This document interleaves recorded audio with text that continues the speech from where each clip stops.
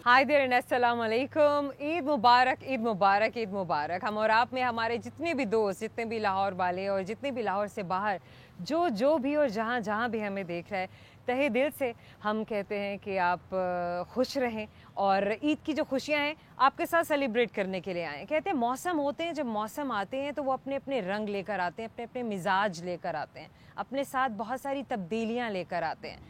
लेकिन यकीन जानिए हमारी ज़िंदगी में भी कुछ लोग इस तरह से होते हैं कि जब वो हमारे आसपास आते हैं तो हम पर भी उसी तरह की कैफियत तारी हो जाती है जैसे कि खूबसूरत मौसम की एक किसी भी इंसान पर या माहौल पर होती है। उन्हीं खूबसूरत इंसानों में से, उन प्यारी सी शख्सियात में से एक खूबसूरत सी प्यारी सी शख्सियत को आज हमने अपने पास यहाँ पर ब्लू स्विस कैफ़े में इनवाइट किया है, जहाँ पर हम भी मौजूद हैं और हम ख़ुद भी वैसे इनके गेस्ट हैं और हमारे साथ भी जो गेस्ट मौजूद हैं हसीब खान, जो कि किसी तारुफ के मोहताज नहीं, लेकिन हम ये जुमला कहकर हर बात यहाँ समेट ज़रूर देते हैं कि किसी तारुफ के मोहताज नहीं है, लेकिन बहुत कुछ ऐसा है जो इनकी शख्सियत के बारे में हमारे दोस्तों को जानना ज़रूरी है। हसीब खान से बात करेंगे और साथ में इनके साहबजादे भी आज पहली बार स्क्रीन पर हमारे साथ हैं। मोहम्मद हसान हसीब खान, हसान हसीब खान के नाम से हम इन्हें बुलाएंगे और इसी तरीके से आज जनाब हमारे दोस्तों से भी इनकी मुलाकात होगी। हम भी जान सकेंगे कि हसान क्या इरादे रखते हैं, क्या एम्बिशंस रखते हैं, क्या अपने वालिद साहब की लेजेसी को लेकर आगे चलना चाहते हैं या ज़िंदगी में कुछ और प्लान करके रखा हुआ है। क्योंकि कहते हैं ना कि जब इतने बड़े दरख्त घर में मौजूद हों जिनके साए में बहुत सारे और भी पौधे निकल रहे हों और बढ़ना चाह रहे हों, तो जब तक वो अपनी जगह नहीं बदलते हैं शायद उस तरीके से तनावर नहीं हो पाते हैं। लेट्स सी, बात करेंगे आपके प्यारे प्यारे से दोस्तों से, मेहमानों से, और ये भी जानेंगे कि उनकी ईद कैसे गुजर रही है और उनकी ज़िंदगियाँ कैसे गुजर रही हैं। अस्सलाम वालेकुम हसीब। वालेकुम सलाम। थैंक यू वेरी मच भैया, बहुत शुक्रिया आपकी मोहब्बत का, आपके प्यार का, और आपको बहुत बहुत ईद मुबारक। Thank you so much, thank you so much. आपकी मोहब्बत, आपके प्यार का, आपके जिसको कहते हैं ना कि आपकी अपनायत का तो हमेशा से हर इंसान दिलदादा है और हम भी इसी तरह से मशहूर हैं, मैं भी हमेशा से इसी तरह से। हसान, आप कैसे हैं? जी बिल्कुल ठीक है। अरे यार, तो जनाब बाबा के साथ और ईद की जो तैयारियां हैं वो भी फुल टाइम नज़र आ रही हैं। कैसे गुजरा आपका ईद का दिन? बहुत अच्छा, अभी तक तो बहुत अच्छा गुजरा। दोस्तों के साथ घूमना फिरना होता है? बहुत कम। बहुत कम। अच्छा हसीब, माशाल्लाह ईद की तो ज़ाहिर है सभी की बहुत अच्छी रूटीन होती है, मिलना मिलाना, खाना पीना और भी तरह तरह की एक्टिविटीज़। आपको तो मीडिया से ही फुर्सत नहीं होती होगी, बल्कि लड़ाइयाँ होती होंगी। नहीं नहीं नहीं नहीं, इधर हमारे पास आना भैया, हमारे पास आना। जी होता ऐसे ही है, लेकिन आई प्रेफर के जो ईद का दिन है वो फैमिली के साथ ज़्यादा गुजारना चाहिए। मेरे वालिद मरहूम भी हमेशा ये बात कहते होते थे कि यार पहले दिन सबको अपने घर बुला लें, तो अब्बा भी सबको बुला लिया करते थे। तो अब मैं और मेरे भाई हम लोग हर जगह पे, मेरा घर पे हम सबको बुलाते हैं, पूरी फैमिली को, तो वो उनके साथ बैठ के या लंच या डिनर में कोई एक टाइम जो है वो उनके साथ गपशप लगाते हैं। Very nice. अच्छा हसीब, कभी ऐसा भी हुआ, बल्कि ज़रूर हुआ होगा कि ऐसी ईद जो अपने घर वालों के साथ, अपने बच्चों के साथ, अपने वालिदैन से दूर गुजारी हो, उनके पास ना हो और बड़ा मिस किया हो? अच्छा कि ना जब तक मेरे अम्मा अब्बा हयात थे मैंने कभी भी कोई ईद ऐसी नहीं है कि मैंने उनके बगैर गुजारी हो। मतलब ये दैट्स अल्लाह का बड़ा करम था इस बात के ऊपर। यस, इतनी बिजी रूटीन के साथ भी। मतलब मेरे लिए ये होता था कि जी वो अब्बा मेरे इतने सख्त थे कि वो उनके साथ ये था कि यार नहीं, you have to be here. तो वो बेशक छुट्टी लेनी पड़े या कुछ करना पड़े, लेकिन बहावलपुर या लाहौर, हम दो जगहों के ऊपर ईद करते हैं, तो वहाँ पे ईद उसी तरह ही की जाती थी। तो अभी तक हाँ, उनके दुनिया से जाने के बाद अब फील होता है कि मतलब वो होते तो बहुत अच्छा होता और ईद हम बहुत अच्छे तरीके से और मना रहे होते। बिल्कुल ऐसा है, बिल्कुल ऐसा है। बचपन की ईदों में ईदियाँ लेना, फिर उस ईद को खर्च करने के लिए प्लानिंग करना। अच्छा, वो खर्च कुछ और तरह के होते थे ना, और वो खरीदारियाँ भी कुछ और तरह की होती थी। नहीं, आजकल के बच्चों को वो वाला अंदाजा है ही नहीं कि जिस तरह के हम खर्चे करते होते थे। सही बात है। लेकिन हमारे लिए तो जी, अगर हम दोस्त यार सारे इकट्ठे हुए हैं तो हमने बैट खरीदा है, बॉल खरीदी है, टेप खरीदी है, और हमने गली के अंदर जाकर वो क्रिकेट खेलने शुरू कर दी। वो यही का, और उसके उन पे जो टीम जीतती थी वो दूसरों को बोतलें और समोसे खिला दिया करते थे, तो वो मजेदार किस्म की चीज थी। लेकिन एक चीज जो मुझे लगता है कि मैं अपने बचपन में सबसे डिफरेंट करता थे हम लोग, वो ये थे कि हमारी मेरे फुप्पो की बेटियां थी और हम लोग थे, तो हम लोग ना स्किट्स किया करते होते थे ईद पे। तो हम अभी कभी अपने अम्मा अब्बा की मिमिक्री कर ली, कभी चाया फुप्पो चाचे सबकी मिमिक्री करके, तो हम उनको वो टैबलो की सूरत में पेश अरे किया वाह, करते वाह, थे वाह। कि जी ये हमने आपके लिए किया है, तो Very आप nice. इसको देख लें। तो मुझे Very लगता है कि nice. वही एक आहिस्ता आहिस्ता जो आदत है वो अब यहाँ तक आ गई है कि हम अभी भी अपनी एक्टिंग जो है वो उसी तरह ही कर रहे हैं। Amazing amazing amazing. अच्छा, बड़े भी देखते होते थे या बड़ों से छुप के करते नहीं होते नहीं, थे बड़े ये बड़े skits? भी बिल्कुल देखते होते थे अच्छा। और वो हमें बड़ा एंजॉय करते होते थे। अच्छा। और जिस बड़े के बारे में भी बात हो रही होती थी तो बड़ी माइन्यूटली देखा जाता था कि अच्छा ये इनकी अच्छा। आदत है या नहीं, या किस तरह की है। तो वो बड़ी मजेदार किस्म का टाइम था जी हमारा। माशाल्लाह, क्या बात है आपकी। हसन, आप भी बताइए कि आपका बचपन तो खैर इतना गुजरे हुए कोई इतना ज़माना नहीं हुआ, अभी तो आप, मुझे लगता है कि अभी भी बचपन में ही है। समहाउ कैसे गुजरती है ईद आपकी? अल्हम्दुलिल्लाह बहुत अच्छी। अच्छा, वो ईदियों वाली बात तो बता देना, वो ऐसे स्किप करने किए जा रहे हैं आप, वो जरा जल्दी से बताइए। ईदियों वाली बात ईदी में बता क्या दें। करते हैं चाचू आप? फुप्पो के अच्छा, साथ अच्छा, साथ और मामू वाली नहीं, क्या क्या। हम भी यही बैट ले लूँगा मैं, ज़्यादा हाँ। से ज़्यादा बॉल ले लूँगा। अच्छा, हमारे बच्चे क्या, जो हमारे बच्चे हैं, हमारे जेंजीज हैं, उनको ये नहीं होता कि कोई गैजेट्स ले लें, अब कोई नया कोई फ़ोन आ गया है, कोई नए मॉडल का कोई फ़ोन ले लिया जाए, कोई और अमेजिंग सी कोई टैब होना चाहिए। वो फिर पेरेंट्स के पैसों से ही लेते हैं, अपनी ईदी से मज़ा नहीं ये आता। बात है ना, वो अपने अपने पैसे तो फिर वहाँ जो है हाँ जी। नहीं हमने लगाने। हाँ जी, गुड है। अच्छा, क्या एम्बिशंस है ज़िंदगी में, क्या सोच के रखा है, क्या करना है? सोचा तो काफ़ी कुछ है। हाँ। I want to be a film maker. वैसे तो बिहाइंड द कैमरा मुझे शौक है। Okay, why behind the camera? मतलब अगर हम आपके वालिद साहब की तरफ देखें तो आपके बाबा तो माशाल्लाह हमेशा से स्क्रीन पे छाए रहे हैं, और जिस भी किरदार को इन्होंने निभाया है इतनी खूबसूरती से निभाया है कि इन्होंने अपनी अदाकारी के जो नक्श हैं वो हमेशा देखने वालों के दिलों में छोड़ दिए हैं। चाहे कि वो ख़वातीन हैं, बच्चे हैं, बड़े हैं, यंगस्टर्स हैं, बूढ़े हैं, सभी इनसे बहुत प्यार करते हैं। आपको नहीं होता कि यार मुझे लोग इस तरह से देखें जैसे मेरे बाबा को देखते हैं, जैसे मेरे बाबा को बुलाते हैं, जैसे इनसे प्यार करते हैं और इनके पीछे पीछे भागते हैं जैसे? हाँ जी, बिल्कुल चाहता तो है, लेकिन मेरा कभी वो माइंड नहीं बना कि मैं फ्रंट ऑफ द कैमरा हूँ। लेकिन माइंड ये है कि I should be the king maker. हाँ जी, बिल्कुल। हाँ, ये जरा ज्यादा जो है वो आपको ज्यादा फैसिनेटिंग लग हाँ रहा जी, है। बिल्कुल बिल्कुल। Good good. तो फॉर्मल स्टडीज़ लेंगे, कहीं एक्सपीरियंस हासिल करेंगे, कुछ अपना लाइन ऑफ डायरेक्शन क्लियर किया है, या अभी सिर्फ जो है वो इनिशियल स्टेजेस हैं कि बस माइंड प्लानिंग हो रही है? अभी मेरे ख्याल से तो माइंड प्लानिंग ही हो रही है मेरी। अभी फिर भी थोड़ा सा डाउट है कि इसी को 80% तो है कि फिल्म मेकिंग, वरना बाकी और भी हैं करियर्स, तो वो भी थोड़े बहुत ज़्यादा छोटे थे तो तब क्या सोचते थे मैं क्या बनूंगा, क्या करूंगा? क्रिकेटर में बहुत शौक था मुझे। तो क्रिकेट में आपको बहुत जाने शौक का था। अब नहीं है? बिल्कुल भी नहीं है? है, अभी भी है। अभी मैंने छोड़ दी थी, पेपर्स आ गए थे मेरे, तभी मैंने फिर से शुरू किया है बहुत देर बाद, तो वो भी थोड़ा बहुत सोचता हूँ। Very nice. अच्छा, इसका जो सबसे अच्छा था जी कि लेग स्पिनर बहुत अच्छा है ये, तो मैंने इनके साथ फिर इनको एक कोच लगा के दिए कि जी आप अपने हिसाब से इसको चलाते जाएं। और उस वक्त जब बनाया तो मैंने कहा यार हसान भाई, अब जो असल चीज़ है ना, मेरा दिल चाहता है अगर आपने क्रिकेट ही खेलनी है तो आप लॉर्ड्स में क्रिकेट खेल रहे हो और मैं आपको खेलता देखूं, तो ये मेरे लिए वो बात थी। अब जब फिल्म मेकिंग के ऊपर आता है तो मैं कहता हूँ यार चले आप मुझे जो अपना आइडिया बनाएंगे उस फिल्म में मुझे एक छोटा सा रोल दे दीजिएगा, तो मैं बड़ा खुश होऊंगा कि यार मेरे बेटे की फिल्म है जिसमें मैं एज एन एक्टर काम कर रहा हूँ। अमेजिंग, क्या बात है जनाब। बाबा तो फिर मेन जो है वो कैरेक्टर में होंगे, लीड पर होंगे। ये क्या बात हुई कि साइड में और छोटा सा कैरेक्टर इसका मूड होगा ना कि क्या किस तरह की कहानी कंसीव करता है, कैसे बनाता है, तो वो कहेगा चले यार आपको एक रोल दे दूंगा बाबा, तो मैं यार मैं I am good with that, कोई टेंशन नहीं। Amazing amazing. अच्छा हसीब बताइए, एक टाइम होता था कि पंजाबी प्लेस को बड़ा पसंद किया जाता था, पंजाब में बड़ा देखा जाता था, कोयटा के ड्रामे देखे जाते थे, पेशावर के ड्रामे देखे जाते थे, कराची सेंटर पे अलग से ड्रामे बनते थे, लाहौर के अलग से होते थे। फिर ये सब कुछ बड़ा सुकड़ता गया, मुंजमद होता गया, जमा होता गया, और फिर एक ही जगह पर कभी लाहौर में बन रही है प्रोडक्शन तो कभी कराची में हो रही है।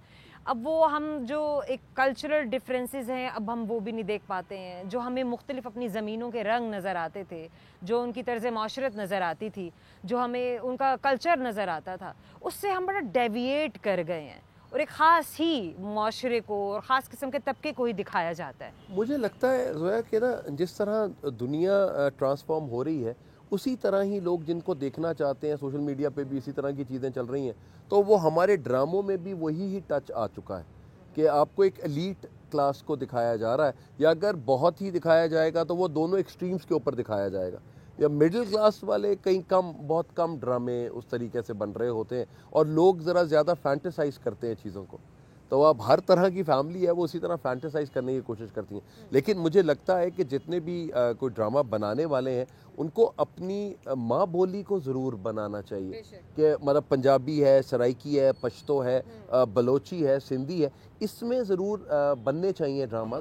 और वो ये है कि हमारे बच्चों को एसोसिएट होना चाहिए उन ड्रामों के साथ भी, उस ज़बान के साथ, उस ज़बान के साथ भी। इंडीड, क्योंकि जब हम दिखाएंगे तभी हम वैसा करने की, सोचने की सलाहियत पैदा करेंगे, तो तभी करने भी लगेंगे। आपको सॉरी, आपके एक बात काट रहा हूँ आपको ना, आप देखें कि हमारे जितने बच्चे हैं इनकी एज के भी, अगर उनसे उर्दू लिखने को कहें तो वो रोमन में लिखना शुरू कर देंगे, वो उर्दू में नहीं लिखेंगे, उर्दू में नहीं लिखेंगे। इसीलिए अपनी ज़बान से, अपने माशरे से जुड़े रहना बहुत ज़्यादा ज़रूरी है, अपने लोगों से, अपनी खूबसूरतियों से, अपनी लैंड से। छोटा सा वक्फा है, वक्फे के बाद आपसे मिलेंगे और मिलवाएंगे आपको आपके प्यारे प्यारे से दोस्तों से, करेंगे बहुत सारी अमेजिंग सी बातें। हमारे साथ रहिए।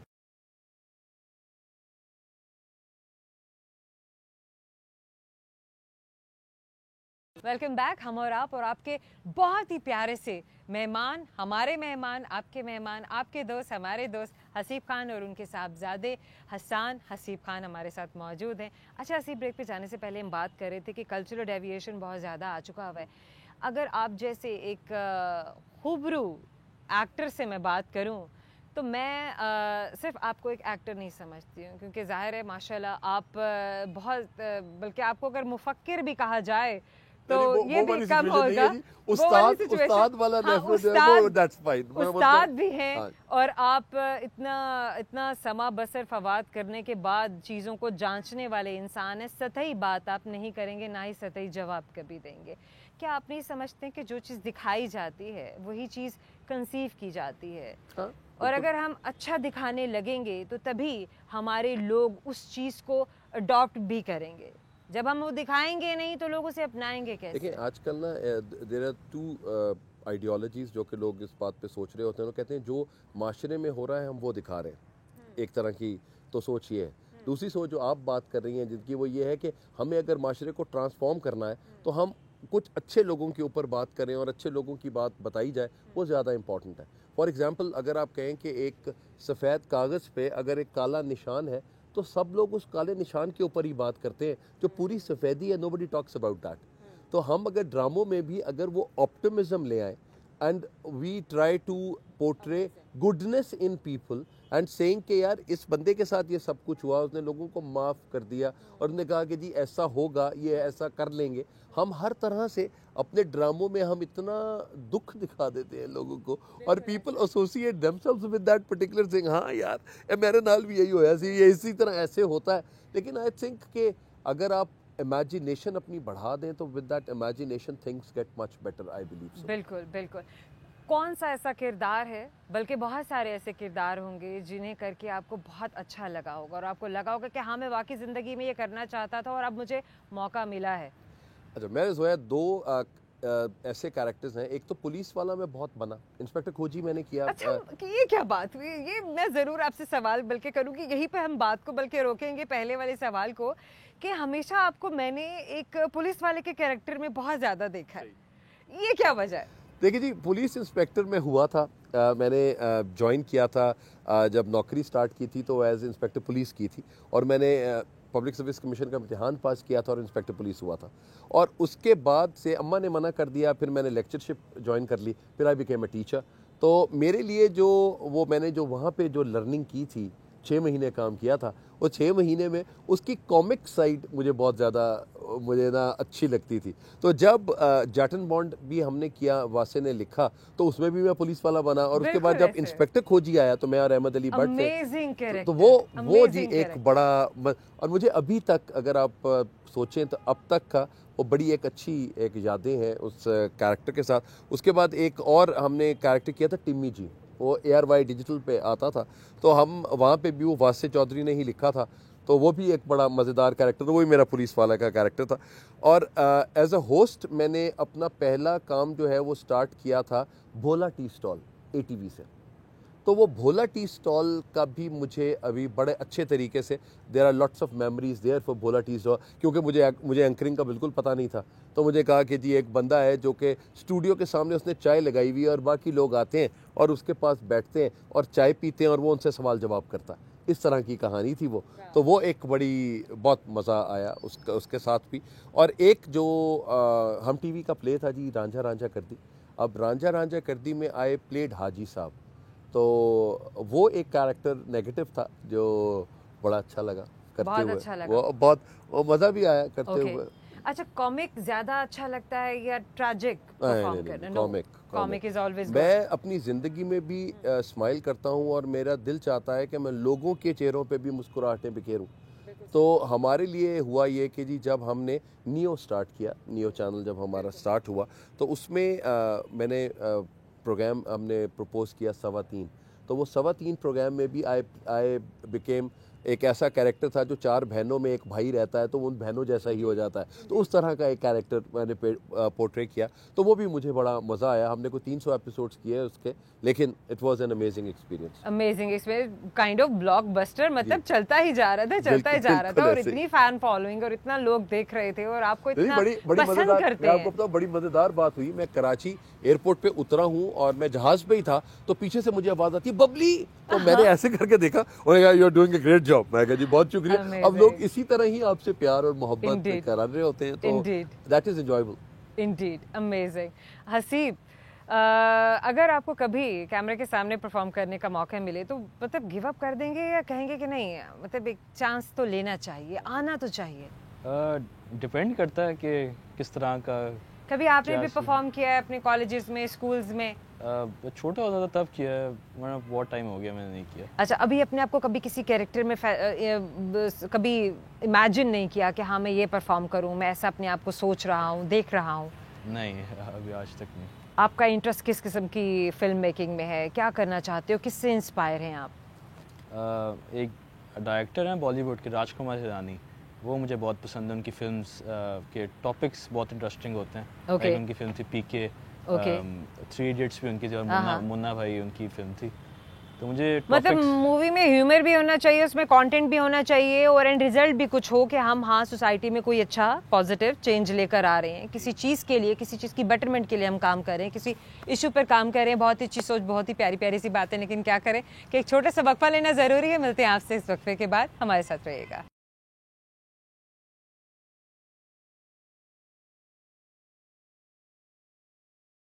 Welcome back. हम और आप, आपके प्यारे से मेहमान हसीब खान हमारे साथ हैं, आपके प्यारे और बहुत ही ज़्यादा प्यारे। आज उनके बेटी भी हमारे साथ मौजूद हैं, हसीब खान, जिनसे हम बात कर रहे हैं और उनसे भी उनके फ्यूचर प्लान्स के बारे में हम डिस्कस कर रहे हैं। हसीब, ईद की तो बातें हमारे जो है वो होती ही रहेंगी, क्योंकि वो तो हमारे दोस्त मना ही रहे हैं, हम भी मना ही रहे हैं। अच्छा, कुछ आज के बारे में बात हो जाए।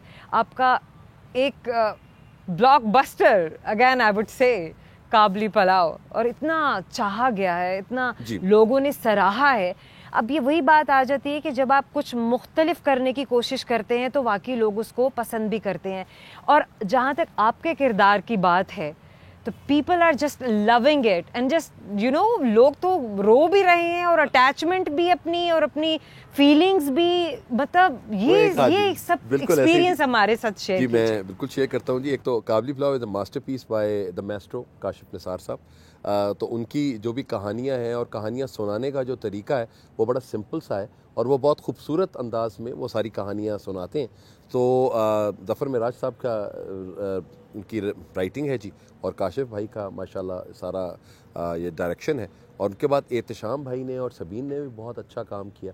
एंड मतलब मेरे हिसाब से काबली पुलाव की जो हमारी पूरी फैमिली जो टीम बनी हुई थी, they did an amazing job, और हर कोई मतलब जस्ट फिटेड लाइक उन्हीं के लिए ही वो कैरेक्टर जो है वो बना हुआ है। And the credit goes to मेरे ख्याल है काशिफ निसार साहब। और कि जी ज़फ़र मिराज साहब ने जिस तरह लिखा उसको काशिफ भाई ने जिस तरीके से पोर्ट्रे किया, इट वाज अमेजिंग, बहुत कमाल। और गाना वो बहुत अच्छा था, आंखें वाला गाना राहत फ़तेह अली ख़ान साहब ने जो गाया वो भी बहुत कमाल था। तो आई थिंक कि वो एक्सपीरियंस, एक तो वो कोविड के अंदर हम लोगों ने स्टार्ट कर दी थी शूटिंग, 2021 में most probably we started shooting, या 2020 में ही के एंड में we started shooting for Kabli Pulao. तो वो पे हमें एक तो हमें वो वाली भी प्रेशर्स बहुत थे कि वैक्सीनेशन हुई है नहीं है, बीमार नहीं होना, सीन कर रहे हैं और वैक्सीनेटेड होकर और पता नहीं क्या क्या स्टीम लेकर आप सेट्स पे जा रहे हैं, वो भी एक बड़ा डिफरेंट एक्सपीरियंस बहुत मुश्किल भी था, बहुत मुश्किल भी था। लेकिन उसके बाद थिंग्स अल्लाह ताला का करम हुआ, चीज़ें बेहतर हुई और कहानी जिस तरह खूबसूरती से निट हुई वो सब लोगों ने देखा। Amazing amazing amazing, that is beautiful. उसका तो खैर कोई जवाब ही नहीं है। लोग तो चाहते हैं कि ऐसे कई और काबुली पुलाव बन के आएँ और हम उन्हें देखते ही जाएंगे। एक नॉन स्टॉप किस्म का एक जर्नी होना चाहिए। नहीं जी बिल्कुल है ही है, लेकिन ये है कि once in a lifetime को इस तरह का once in a lifetime इस तरह का कोई एक बनता है मास्टरपीस, तो वो मास्टरपीस के साथ है और क्रेडिट गोस इन सारी टीम के साथ तो है, लेकिन एहतशामुद्दीन साहब और सबीन और उसके बाद नादिया अफगन थी, मुनज़्ज़ा आरिफ साहिबा थी, वो सब के सब लोगों ने, टीपू भाई थे, साकिब समीर थे, तो इन सब की वजह से जो कमाल हुआ है वो आपके सामने। That is amazing. जहाँ तक आपके किरदार का ताल्लुक है, आप अपने बारे में बताइए, अपने किरदार के बारे में बताइए। मेरा किरदार तो एक फैमिली, उनकी जो हाजी साहब की बहन थी उनका मैं हस्बैंड हूँ। और जिस तरह आप एक बड़े आदमी को किसी को अगर आपने फंसाना हो तो उसकी फैमिली के किसी बंदे को फंसाया जाता है, तो आई वाज देयर जो कि फंसा और उसके बाद उसको जेल हुई और उसके बाद मिर्चें खाई, और वो मिर्चें खाने के बाद लोगों ने बड़ा मुझे कहा कि सर आप जब आप रो रहे थे तो हम भी रो रहे थे। तो मैंने कहा जी ये सिचुएशन ऐसी होती है। उसके बाद ग्रीन एंटरटेनमेंट ने एक और काशिफ भाई ने एक और प्ले किया था, उस प्ले का नाम था breaking news and it was on TV channel politics. तो उसमें आई प्लेड डायरेक्टर प्रोग्राम्स, तो वो भी एक मतलब थोड़ा सा नेगेटिव कैरेक्टर था, लेकिन मज़ा आया। वो भी अमर खान थी मेरे साथ और हमजा सुहेल थे और अली सफ़ीना थे और तनवीर सैयद साहब थे, जो माशाल्लाह उन्होंने भी एक पॉलिटिशियन का रोल अदा किया था, मलिक हाकिम का। अमेजिंगली डन, कमाल खूबसूरत काम था। फ्यूचर प्लान्स, जाहिर है वो तो फ्यूचर प्लान्स क्या मतलब, ये तो चलता ही जा रहा है, एक वन गो में आप जाते ही जा रहे हैं, करते ही जा रहे हैं। थिंग्स इन द पाइपलाइन, वो हमें बताइए, हमारे व्यूअर्स को बताइए। मेरी ना ख्वाहिश ये है कि मैं एक फिल्म इंस्टीट्यूट बनाऊं। और मेरी एक जिस तरह पुणे फिल्म इंस्टीट्यूट है या कोई आप कहीं भी विस्लिंग वुड्स है सुभाष घई साहब का, या किसी जगह पे आप बड़े वो इंस्टीट्यूट्स देखते हैं, लेकिन हमारे पास वो नॉलेज या उस तरह का वो कोई कुरिकुलम नहीं है। तो मेरी ख्वाहिश ये है कि जितने भी लोग जो काम कर रहे हैं, जो बेस्ट DOPs हैं, बेस्ट डायरेक्टर्स हैं, बेस्ट आर्ट डायरेक्टर्स हैं, ये मेकअप आर्टिस्ट हैं, जो कि उनको लेकर आऊँ और उनको इकट्ठा करके तो यहाँ लाहौर में किसी जगह पे एक अपना एक सिस्टम स्टार्ट किया जाए, जिसमें लोगों को एक्टिंग भी सिखाई जाए, आर्ट डायरेक्शन भी सिखाई जाए, डायरेक्शन भी सिखाई जाए, ये कैमरा भी सिखाया जाए। तो उस तरह देखें, एक आप एक डिग्री लेते हैं 4 साल की, और एक आपके पास अगर ये स्किल सेट आता है, learning from the people who are in the industry, तो आई थिंक के ये एक अच्छी एक्सपीरियंस आपको बहुत जल्दी बहुत आगे पहुंचा देता है। और आप देखिए ना, अगर आपको होस्टिंग सिखानी है तो मैं आपसे अगर रिक्वेस्ट करूंगी कि आप मेरे बच्चों को थोड़ी सी चीज सिखा दें, तो वो जहाँ पे हम 1 to 20 में 5 साल में पहुंचे हैं, तो वो 1 to 20 में शायद 2 साल में पहुंच जाएंगे। उनको वो एक्सपीरियंसेस, उनको वो मेंटोर अच्छे मिलेंगे, लर्निंग थ्रू एक्सपीरियंस। एग्जैक्टली। तो मुझे लगता है कि अब ये 21st सेंचुरी जो है, it is a century of skill sets. तो अगर आपके पास स्किल सेट है तो आप बहुत अच्छे तरीके से दुनिया का मुकाबला कर सकते हैं, और एक स्टोरी टेलिंग का जो एक तरीका है वो दुनिया को बहुत अच्छे तरीके से मरूब कर सकते हैं। देखिए, हमारा हमसाया मुल्क है, उसकी फिल्में कोई कहते हैं जी हम नहीं देखते, तो मैं कहता हूँ जी हम तो उसको देख के ही बड़े हुए हैं, और हम अपने बच्चों के साथ भी उसी तरह ही चीजें बना रहे होते हैं। लेकिन ये है कि if you want to change the system, you should be in the system to change it. आप फिल्में आने दें, फिल्में बनाएं, और उसके बाद हमारे लोग जो देखेंगे वही कहेंगे ना कि जी हमने अब फिल्म बनानी है। जहाँ पे फिल्में ईदों पे सिर्फ लगें, उनके बाद आप क्या उनसे एक्सपेक्ट करेंगे? हर महीने कोई ना कोई फिल्म लगनी चाहिए। तो आप देखें कि फिल्म से एसोसिएटेड कितने लोग हैं। अब एक फिल्म, जब आप फिल्म एंड होती है और वो हैप्पी एंडिंग होकर सब चले जाते हैं, तो जब उसके बाद क्रेडिट्स चलते हैं, तो उसके क्रेडिट्स में जितने कैमरामैन होते हैं, जितने लोग काम कर रहे होते हैं, उनके सिर्फ नाम होते हैं। ऐसा ही और वो जो नाम है, वो नाम जितने स्किलफुल है, और उन नामों के ऊपर उनको अवार्ड्स मिलते हैं जो लोगों को बाद में पता लगता है। बिल्कुल ऐसा। तो लेकिन मुझे लगता है कि मुझे इसी तरह एक तो इस इंडस्ट्री को थोड़ी सी एक इज्जत देनी है दुनिया में सबके इज्जत सामने कि यार देनी this is the work that एक बेहतरीन प्लेटफॉर्म देना है और मनवाना है कि एक पूरी एक ये ऑर्गेनाइजेशन है और हम भी सीख रहे हैं और सिखा के फिर हम उन लोगों को अपने दरमियान लेकर आ रहे हैं, काम कर रहे हैं और करवा रहे हैं। ऐसा नहीं है कि जिसे कुछ नहीं आता वो ये करने लग जाता है। मैं हमेशा ये बात कहता हूँ कि एक बुरी फिल्म बनाने के लिए भी उतनी ही मेहनत करनी पड़ती है जितनी एक अच्छी फिल्म बनाने के लिए। इंडीड एक बुरी फिल्म के भी उतनी ही मेहनत है जितनी की अच्छी फिल्म के लिए। इसी बात के साथ आपसे मिलेंगे, इस ब्रेक के बाद हमारे साथ रहिएगा।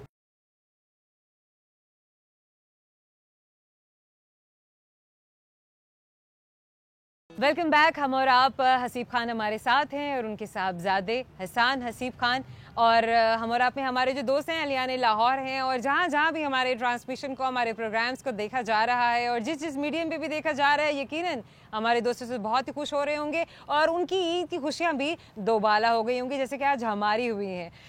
हसीब बात कर रहे थे कि हम जब छोटा काम करें तो तब भी उतनी मेहनत है, मतलब कोई ऐसा काम जो आप नॉन सीरियस होके कर रहे हैं लेकिन काम तो वो भी है, और ऐसा काम जो संजीदगी से किया जाए तो वो भी काम ही है। तो क्यों ना काम को संजीदगी से किया जाए। बिल्कुल ऐसी अमेजिंग, क्योंकि आप अपने काम की वजह से ही जिंदा रहते हैं। ऐसा आप ही है। कहीं भी होंगे तो आप अपने और ऐसा काम जिससे प्यार करते हैं। जी एग्जैक्ट। और अगर आप अपने काम से प्यार करते हैं तो फिर सारी जिंदगी आप काम तो करते ही नहीं है, मतलब you just love doing the work that you do. Exactly बिल्कुल ऐसा ही है कि काम करें तो उससे प्यार करें और जिससे प्यार करें वही काम करें। बिल्कुल जनाब, ये भी बहुत ही खूबसूरत है। अच्छा हसीब, आपके आने वाले प्रोजेक्ट्स के बारे में आप हमें बताइए, किन किन मेरे जी प्रोजेक्ट्स पे आप अभी काम कर रहे हैं? 2 प्रोजेक्ट्स हैं। एक अभी जियो के साथ, 7 स्काई के साथ किया है। साइमा वसीम साहिबा उनकी डायरेक्टर थी और अभी तक तो उसका नाम दिल नादान था, लेकिन अभी अब पता नहीं कि वो उसको चेंज हो जाए, लेकिन it is also coming soon माशाल्लाह। मेरा ख्याल है कि मई या जून में स्टार्ट हो जाएगा। और उसके बाद एक और ड्रामा है जी, जर्द पत्तों का बन। ये हम टीवी से आ रहा है और कशफ फाउंडेशन का एक उनकी एक काविश है। तो कशफ फाउंडेशन हमेशा कुछ सोशल इश्यूज़ के ऊपर बात करते हैं, तो I am very fortunate to be a part of that project. तो वो भी अब मेरा ख्याल है शायद 5 मई को हम टीवी से ऑन हो रहा है। और उसके अलावा कुछ एड्स चल रहे होते हैं जी, और बाकी मैं पढ़ा रहा हूँ अपना सुपीरियर यूनिवर्सिटी में पढ़ाता हूँ, तो वो काम एक साथ चल रहा है। और कुछ जितने लोग हैं जो आप इस तरीके से हर चीज को लेकर आप चल रही हैं जिंदगी में, हर जगह आपने अपने आप को मनवाया हुआ है, ये मैं बता रही हूँ आपको। एक जी लोगों को बड़ी आजकल ख्वाहिश है कि वो बाहर चले जाएं और उनको बहुत ज्यादा जी, तो उनको बाहर पहुंचाने में भी उनकी हेल्प करता हूँ। आइल्स पढ़ाता हूँ, जो जितने बच्चे हैं जो आइल्स का इम्तिहान अगर वो देना चाहते हैं, तो मैं 1999 से लेकर अब तक मैंने बिटवीन शायद 24-25 ईयर्स मुझे पढ़ाते हो गए। तो बस ये वाले काम है। और अगर कोई CSS के स्टूडेंट्स हैं, एस्पायरेंट्स, जो इंग्लिश एसए की बात करना चाहते हैं, रह गई है जो आपने छोड़ दी हो हमारी कोशिश होती है कि चले बच्चों को जहाँ पे भी उनको उनकी जिंदगी में वैल्यू ऐड की जा सके, उनको वैल्यू ऐड कर। बेशक इससे ज्यादा खूबसूरत चीज और कोई हो ही नहीं सकती। अच्छा सिर्फ ये तो मैं आपसे पूछ ही नहीं सकती हूँ ना कि जब स्क्रिप्ट आते तो पढ़ते हैं, क्योंकि भाई लिखने वाला और भेजने वाला पहले से सोच समझ के ही भेजता है कि हम भेज कहाँ रहे हैं और किससे करवाना। कभी कभी काशिफ भाई के साथ, जिस तरह काशिफ भाई अगर मुझे कॉल करते हैं, मुझे कहते हैं कि ये कैरेक्टर आपके लिए लिखा है, तो मैं काशिफ भाई पे बहुत ज्यादा बिलीव करता हूँ इस बात पे कि काशिफ भाई ने अगर एक चीज सोची है तो आई विल डू इट। बेशक ऐसा तो वो, और वो काशिफ भाई करवा भी लेते, तो वो एक उनके साथ एक मतलब प्यार का रिश्ता है, मोहब्बत का रिश्ता है। और लेकिन वो रिश्ता जो है उससे जो चीज़ें सामने स्क्रीन पे नज़र आती हैं वो भी बहुत खूबसूरत हो जाती है। हिदायतकारी की फील्ड में अगर देखा जाए तो मैं नहीं समझती कि उनका सानी कोई है इस वक्त। इंडीड ये बात तो है। हसीब, ये तो सारी वो प्यारी सी बातें हो गई जो हमने आपकी ज़िंदगी के बारे में जानी, ईद की भी बातें हमने आपसे की और आपके आने वाले प्रोजेक्ट्स के बारे में भी बातें की। कुछ कोई ऐसी ख्वाहिश, कोई ऐसी बात, तमन्ना दिल में, कोई ख्वाहिश हर इंसान की होती है। मेरी मैं अभी एक और जगह पे भी इंटरव्यू दे रहा था, तो मैंने उनको कहा कि मैंने कभी काश नहीं कहा जिंदगी में। और मेरे लिए ये बात नहीं है, क्योंकि जो भी मैंने जिंदगी में चवलें मारी हैं या मैंने जिंदगी में कुछ किया है, तो I own those things for a matter कि मैं उस वक्त भी अपने आप से प्यार करता था, मैं अब भी अपने आप से प्यार करता हूँ। हाँ, कुछ चीज़ें जो मुझे उस वक्त ये चीज़ जो मुझे उस वक्त अच्छी लगती थी और लोगों को नहीं समझ आई तो फिर बाद में मुझे भी नहीं समझ आई, तो मेरे लिए वो लर्निंग एक्सपीरियंस था। एग्जैक्टली भाई, लर्निंग है ना, पछतावा नहीं है। एग्जैक्टली बिल्कुल। तो वो मेरे लिए, मुझे लगता था कि नहीं, वो इंसान या ये कुछ काम या ये लोग मेरे लिए बहुत इंपॉर्टेंट है और मैं उनके लिए अपने आप को सेल्फलेस कर रहा था। ठीक है। लेकिन अल्टीमेटली कभी ये लगता है कि यार नहीं, ये चीजें नहीं होती हैं। तो वो कहते हैं people come in your life for a reason, for a season and a lifetime. तो रीजन वाले, सीजन वाले भी आते हैं, लाइफ टाइम वालों के साथ हम जिंदगी गुजार जाते हैं। और ख्वाहिश अब अपनी किसी चीज के लिए नहीं है, बेटे के लिए है। अल्लाह इनको कामयाब करे, इनके साथ जो ख्वाब हैं, और जो मैंने आपसे पहले ही अर्ज किया कि आज ये मेरे रेफरेंस से यहाँ आए हैं, तो इंशाल्लाह 4 साल के बाद मैं इनके रेफरेंस से अगर आपके यहाँ पे किसी भी प्रोग्राम में आऊँ तो मेरे लिए इससे बड़ा प्राउड मोमेंट कोई होगा ही नहीं। बेशक बेशक, इंशाल्लाह ताला, इंशाल्लाह ताला, अल्लाह पाक करे कि ऐसा दिन भी बहुत जल्द आए और हम भी ये देखें कि आज जहाँ वालिदैन की वजह से उनके बच्चों को लाइमलाइट मिलती है, एक प्लेटफॉर्म मिलता है, तो कल वालिदैन भी ये डिज़र्व करते हैं कि उनके बच्चों की वजह से उनको जाना जाए, उनको पहचाना जाए, क्योंकि उनकी पहचान तो है ही, लोग उनसे तो प्यार करते ही हैं, लेकिन उनके बच्चे भी अपनी एक पहचान बनाएं और उसी तरह से अपना लोहा मनवाएं, अपनी ज़ात के साथ, अपने नाम के साथ उभर कर दुनिया के सामने आएँ। Haseeb, thank you so very much for this lovely meeting and for your precious time. आज आपने ब्लू स्विस कैफ़े में आके ना सिर्फ ये कि हमारी खुशियों को दोबाला किया है, हमारे दोस्तों की ईद को भी जो है आपने 4 चांद लगा दिए हैं। आपका बहुत शुक्रिया जी, आपके बुलाने का बहुत शुक्रिया, and thank you very much for giving me this opportunity कि मैं अपने बेटे के साथ स्क्रीन शेयर करूं। This is the proud moment for me. Thank you so much Haseeb Mazahar, मैं आपके वालिद साहब के नाम से आपको बुला रही हूँ। हसान, कोई ऐसी बात, कोई ऐसा मैसेज जो आप थ्रू कैमरा आज अपने व्यूअर्स को देना चाहते हो, कोई बात जो आप कहना चाहते हो, anything that you want to say for your father, your parents, कोई ऐसी बात जो आप इससे पहले कभी ना कह सके हो, तो ये एक अपॉर्चुनिटी मैं आपको दे रही हूँ। फिलहाल नहीं, अभी नहीं सोची। फिलहाल अभी नहीं सोचा है, जो रिगार्ड्स हैं वो हमारे दिल में है। सब कुछ कह देता हूँ अभी तो, प्राइवेट टाइम कोई मिलता है हमारा, आपस में कोई टाइम होता है तो अच्छा, हमारी बातें यानी आप एक्सप्रेसिव हैं, कहने के मामले में आप एक्सप्रेसिव हैं। लोग, हाँ, कुछ लोगों के साथ, अपने पेरेंट्स के साथ भी और अपने वालिद साहब के साथ भी। हाँ जी, बिल्कुल। That is amazing. Thank you so very much Hasan, बहुत अच्छा लगा इतने एम्बिशियस बच्चे को देखकर, नौजवान को देखकर, जिन्होंने आगे जाके हमारे माशरे में एक पॉजिटिव रोल अदा करना है। इसी तरीके से अपनी जो है अपनी ईद को, अपनी खुशियों को, अपनी प्रोग्रेशन को अपने दोस्तों के साथ शेयर किया। हम उम्मीद करते हैं हमारे दोस्तों को हमारे आज का शो बड़ा अच्छा लगा होगा, हसीब खान से मिल के बड़ा अच्छा लगा होगा और उनके बेटे से भी। आपसे मुलाकात होगी हमारे अगले शो में। आज की ईद हमने आपके साथ मनाई और आपने हमारे साथ, उम्मीद करते हैं कि आपको बहुत अच्छा लगा। अपनी दुआओं में याद रखिएगा। अल्लाह हाफ़िज़।